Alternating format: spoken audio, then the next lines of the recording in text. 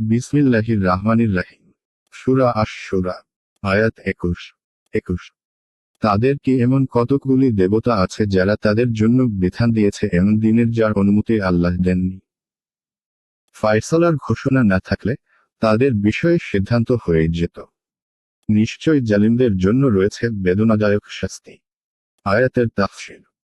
এদের কি এমন কতকগুলি অংশী উপাস্য আছে যারা এদের জন্য বিধান দিয়েছে এমন ধরনের যার অনুমতি আল্লাহ এদেরকে দেননি? এক, চূড়ান্ত ঘোষণা না থাকলে এদের বিষয় তো ফায়সালা হয়ে যেত।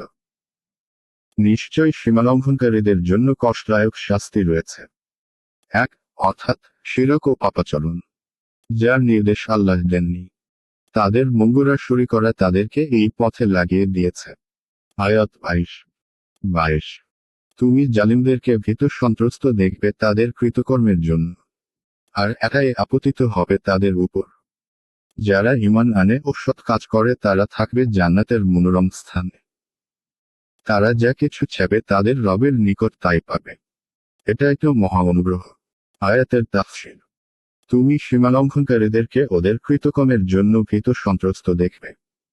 এক, অথচ ওদের উপর আপতিত হবে তার শাস্তি।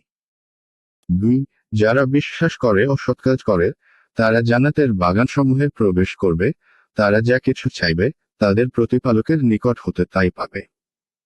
এটিই তো মহা অনুগ্রহ। এক, অর্থাৎ কিয়ামতের দিন। দুই, ভয় করাই কোনো লাভ হবে না, কেননা নিজেদের কৃতকর্মের শাস্তি তো তাদেরকে ভোগ করতেই হবে।